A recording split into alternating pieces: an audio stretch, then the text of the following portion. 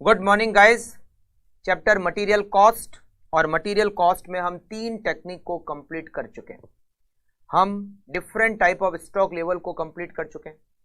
हम ईओक्यू को कंप्लीट कर चुके हैं, जो सबसे मेन 2 इंपॉर्टेंट टेक्निक थी, हम उसको कंप्लीट कर चुके हैं।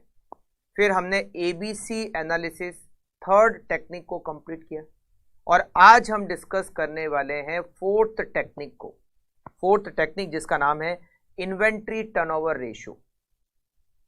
इन्वेंट्री टर्नओवर रेशियो का मतलब क्या होता है, इन्वेंट्री टर्नओवर रेशियो का यूज क्या है और इन्वेंट्री टर्नओवर रेशियो को कैसे कैलकुलेट करते हैं, इन सब के बारे में आज हम डिस्कस करने वाले हैं।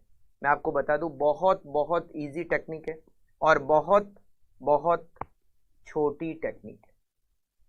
तो चलिए स्टार्ट करते हैं एक छोटी सी स्टोरी से, जिससे आपको ये समझ में आ जाए कि इन्वेंट्री टर्नओवर रेशियो होता क्या है और हम इसको क्यों कैलकुलेट करते हैं। राइट। मेरा एक फ्रेंड है जिसने एक नया काम स्टार्ट किया। क्या नया काम स्टार्ट किया? वो प्लास्टिक के फर्नीचर सेल करता है। प्लास्टिक के फर्नीचर सेल करता है। उसने एक शॉप रेंट पे ली, प्लास्टिक के फर्नीचर वो परचेज करता है और फिर उसको सेल करता है। उसने नया काम स्टार्ट किया। उसके 6 महीने बाद मैं एक बार उसकी शॉप पर पहुंच गया। हम बात कर रहे थे और मैंने वहां पर देखा कि वो कौन कौन से प्रोडक्ट को सेल करता है। तो मैंने वहां पर 3 प्रोडक्ट देखे। फर्स्ट, चेयर, प्लास्टिक की चेयर। सेकंड, प्लास्टिक के स्टूल। और थर्ड, प्लास्टिक की टेबल। तो मैंने उसको कहा कि अच्छा, तो 3 प्रोडक्ट को सेल करता है, तेरी शॉप पर 3 प्रोडक्ट मिलते हैं, चेयर, स्टूल और टेबल। उसने कहा बिल्कुल, हम 3 प्रोडक्ट को परचेज करके सेल करते हैं। इसमें इन तीनों में हमारा सबसे अच्छा जो प्रोडक्ट है वो है चेयर, जिसकी सबसे ज़्यादा डिमांड होती है। हमारे यहाँ जो कस्टमर आता है, 90% कस्टमर चेयर परचेज करने के लिए आता है। 90% कस्टमर चेयर परचेज करने के लिए आता है और 10% कस्टमर स्टूल परचेज करने के लिए आता है। 90% चेयर परचेज करने के लिए और 10% स्टूल परचेज करने के लिए। तो मैंने कहा 90% चेयर परचेज करने के लिए और 10% स्टूल परचेज करने के लिए, तो फिर टेबल का नंबर, टेबल के परसेंटेज कहाँ गए? टेबल खरीदने कौन आता है? उसने कहा ये हमसे बहुत बड़ी गलती हो गई। आज से 6 महीने पहले नया काम स्टार्ट किया था, हमें नहीं पता था कि कौन सा प्रोडक्ट मार्केट में कितना सेल होता है। हमने सोचा टेबल भी सेल हो ही जाएगी। हमने बहुत सारी टेबल परचेज तो कर ली।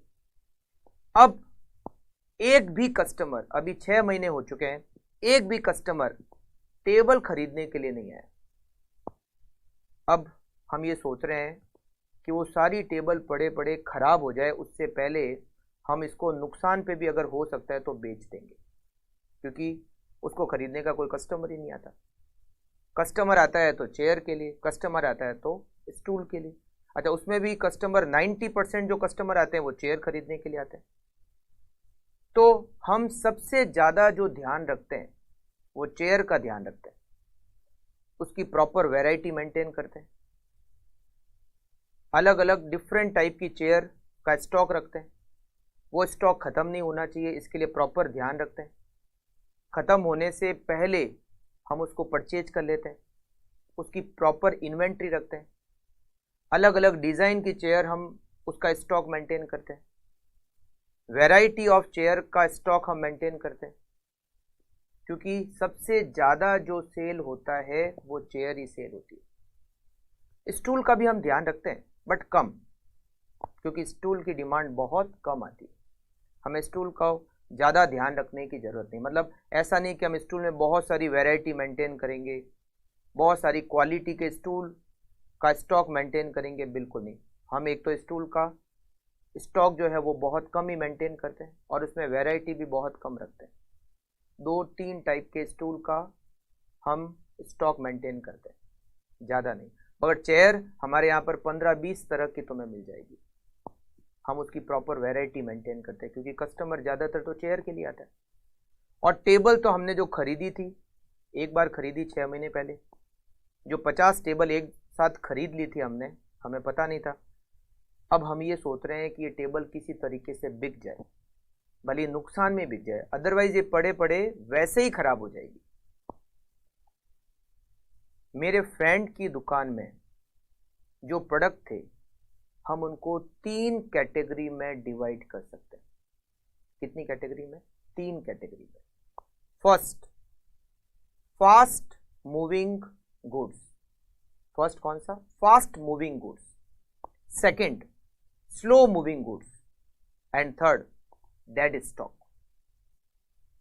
अगर मैं आपको कहूं कि इन तीनों में से ये जो 3 प्रोडक्ट है, चेयर, टेबल, चेयर, स्टूल और टेबल, इन तीनों में से फास्ट मूविंग गुड्स कौन सा है? Sure, chair. मतलब जिसका मूवमेंट बहुत फास्ट है। मूवमेंट फास्ट होने का मतलब क्या? वो चेयर परचेज करता है और बहुत जल्दी वो सेल हो जाती है, फिर वो चेयर परचेज करता है, फिर वो सेल हो जाती है, फिर वो चेयर परचेज करता है, फिर वो फटाफट से सेल हो जाती है। मतलब चेयर को परचेज करना और सेल करना बड़ा फटाफट होता है। बट स्टूल, यहां पर स्टूल कौन सा प्रोडक्ट हो गया? स्टूल हो गया स्लो मूविंग गुड्स। परचेज करता है बट बहुत स्लोली वो सेल होता है। स्टूल हो गया स्लो मूविंग गुड्स। और यहां पर टेबल कौन सा प्रोडक्ट हो गया? Dead stock. खरीदा बट कोई परचेज कर ही नहीं रहा, मतलब वो पूरा का पूरा डेड स्टॉक है, उसकी डिमांड मार्केट में है ही नहीं। गलती से हमने खरीद लिया, पता नहीं था, नया काम स्टार्ट किया था, गलती से हमने 50 टेबल खरीद ली। अब हम ये सोच रहे हैं कि किसी तरीके से वो हम डिस्पोज कर दें, राइट। सेम इसी तरीके से मैन्युफैक्चरिंग ऑर्गेनाइजेशन में जो स्टोर होता है, वहां पर हम मटेरियल का स्टॉक रखते हैं। अब मटेरियल को हम 3 कैटेगरी में डिवाइड कर सकते हैं। First, fast moving raw material, fast moving material. Second, slow moving material. And third, dead stock.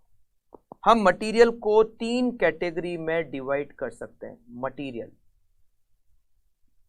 First fast moving, fast moving. Second, slow moving. And last, dead stock. Fast moving, जिसको purchase किया और जिसको consume किया, वो बहुत fast होता है। Purchase किया, consume, purchase, consume, purchase, consume. Fast खरीदना और कंज्यूम करना, खरीदना और कंज्यूम करना, जिसका मूवमेंट बहुत फास्ट है। स्लो मूविंग, नाम से पता चलता है, स्लो मूविंग। परचेज किया, बहुत स्लोली कंज्यूम होता है, फिर परचेज किया, बहुत स्लोली कंज्यूम होता है। और एक होता है डेड स्टॉक। परचेज तो किया बट कुछ काम ही नहीं आ रहा, डेड स्टॉक हो गया, राइट।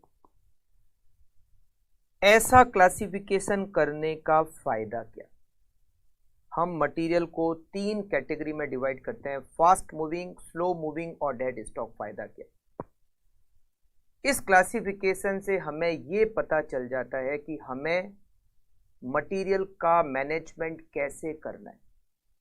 जो फास्ट मूविंग मटेरियल है उनका हमें प्रॉपर मैनेजमेंट करना है। जो फास्ट मूविंग मटेरियल है उसका हमें प्रॉपर मैनेजमेंट करना है। उसका स्टॉक कम नहीं होना चाहिए, खत्म नहीं होना चाहिए, टाइम टू टाइम उसका ऑर्डर प्लेस करना है।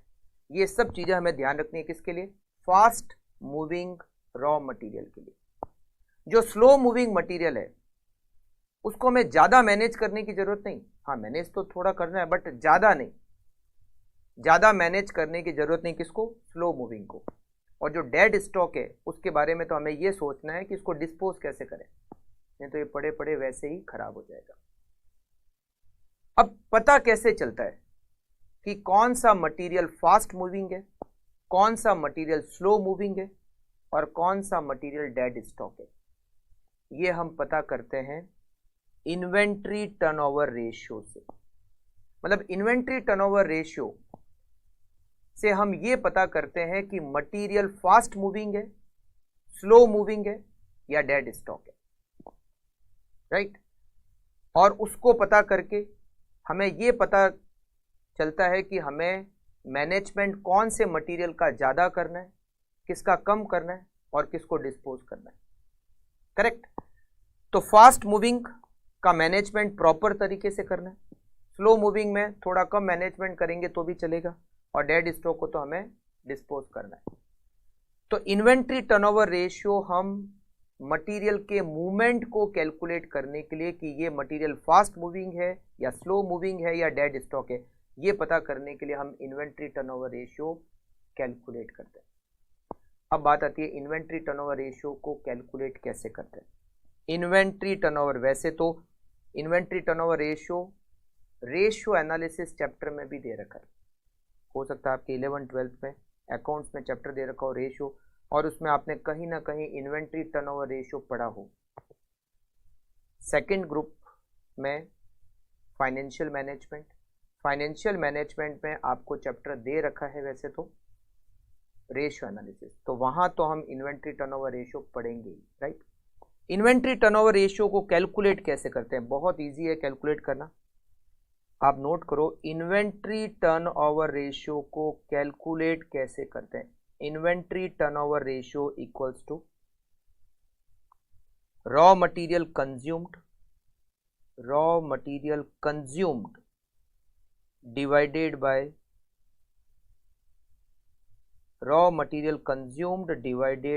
Average stock. Raw material consumed divided by average stock. Raw material consume कैसे निकालते हैं? रॉ मटेरियल कंज्यूम या तो आपको डायरेक्टली क्वेश्चन में दे रखा होगा, और या फिर रॉ मटेरियल कंज्यूम को कैलकुलेट करने का तरीका, ओपनिंग स्टॉक, उसमें हम ऐड करेंगे परचेज को, और उसमें से हम लेस करेंगे क्लोजिंग स्टॉक को। Result is raw material consumed. Average stock कैसे कैलकुलेट करते हैं? Average stock equal to opening stock plus closing stock divided by 2। Opening stock plus closing stock divided by 2 equals to average stock.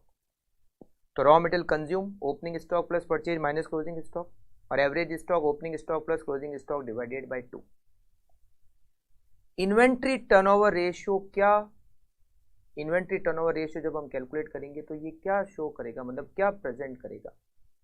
Inventory turnover ratio, for example हमने calculate किया, inventory turnover ratio is 10।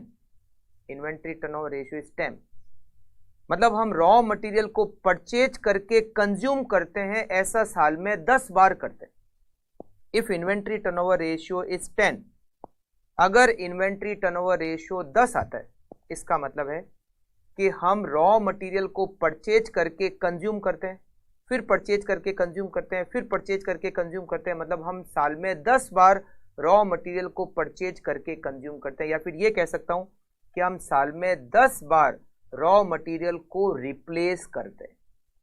हमारा raw material साल में 10 बार replace होता है, is called raw inventory turnover ratio. Inventory turnover ratio 10, ये होगा 10 times, मतलब ये जो इन्वेंट्री टर्नओवर रेशियो कैलकुलेट होता है ये नंबर ऑफ टाइम्स में कैलकुलेट होता है। इन्वेंट्री टर्नओवर रेशियो 5, मतलब 5 टाइम्स, मतलब हमारा रॉ मटेरियल का जो स्टॉक है वो एक साल में 5 बार रिप्लेस होता है। खरीदा कंज्यूम हुआ, खरीदा कंज्यूम हुआ, खरीदा कंज्यूम हुआ, खरीदा कंज्यूम हुआ, खरीदा कंज्यूम हुआ, ऐसा साल में 5 बार, समझ गए? मतलब साल में 5 बार हम परचेज करके कंज्यूम करते हैं, समझ गए? 10 का मतलब है हम साल में 10 बार खरीद के कंज्यूम करते हैं। 20 का मतलब है हम साल में 20 बार रॉ मटेरियल खरीद के कंज्यूम करते हैं। अब आप सोचो, रॉ मटेरियल का मूवमेंट फास्ट कब होगा? जब इन्वेंट्री टर्नओवर रेशियो हाई होगा।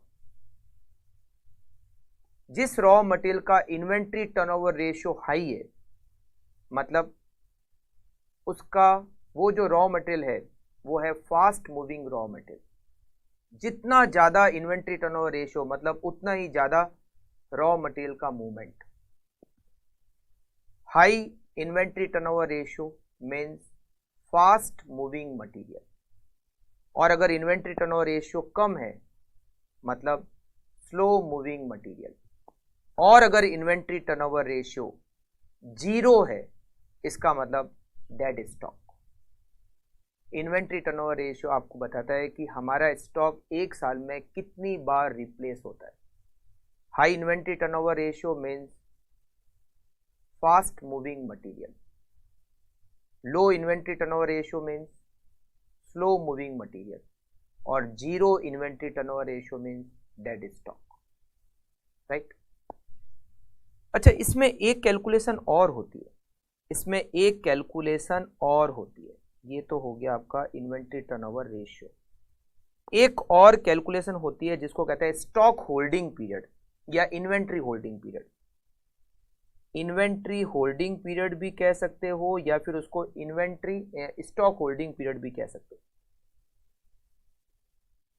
होल्डिंग पीरियड या फिर इसको स्टॉक वेलोसिटी भी कह सकते हो। इन्वेंट्री होल्डिंग पीरियड या स्टॉक होल्डिंग पीरियड या फिर इसको स्टॉक वेलोसिटी भी कह सकते हो। स्टॉक वेलोसिटी, इसका मतलब है कि रॉ मटेरियल को हम ऑन एन एवरेज कितने टाइम होल्ड करते हैं, मतलब परचेज करने और कंजम्पशन करने के बीच में ऑन एन एवरेज कितना टाइम लगता है, मतलब time gap between purchase and consumption. हमने रॉ मटेरियल खरीदा, वो कितने टाइम में कंज्यूम हो जाएगा, हम उस टाइम पीरियड को कहते हैं inventory holding period. Inventory holding period को कैसे कैलकुलेट करते हैं?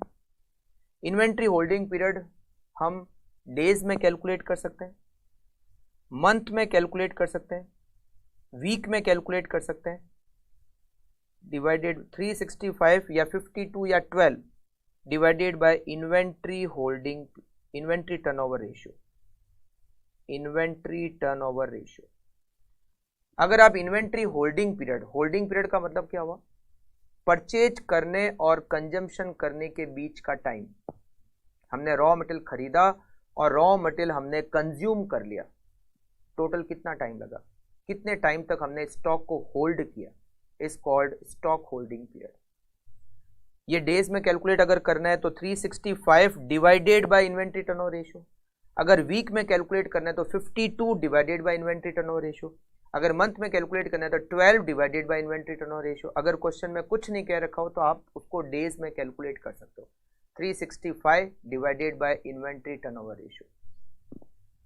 फास्ट मूविंग जो गुड्स होता है, fast moving goods, fast moving material का मतलब है जिसका इन्वेंट्री टर्नओवर, यहां पर हम लिख देते हैं, इसकी टेबल बना लेते हैं।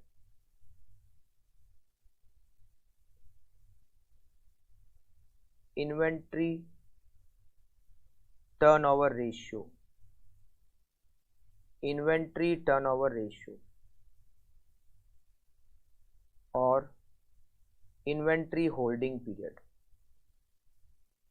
इन्वेंट्री होल्डिंग पीरियड, जो फास्ट मूविंग रॉ मटेरियल होते हैं, फास्ट मूविंग मटेरियल, उनका इन्वेंट्री टर्नओवर रेशियो होता है हाई और इन्वेंट्री होल्डिंग पीरियड होता है लो। मतलब परचेज किया, फास्ट कंज्यूम हो जाता है, मतलब टाइम गैप बहुत कम लगता है कंज्यूम होने में, तभी तो फास्ट मूविंग है। तो फास्ट मूविंग मटेरियल जिनका turnover ratio high but holding period low.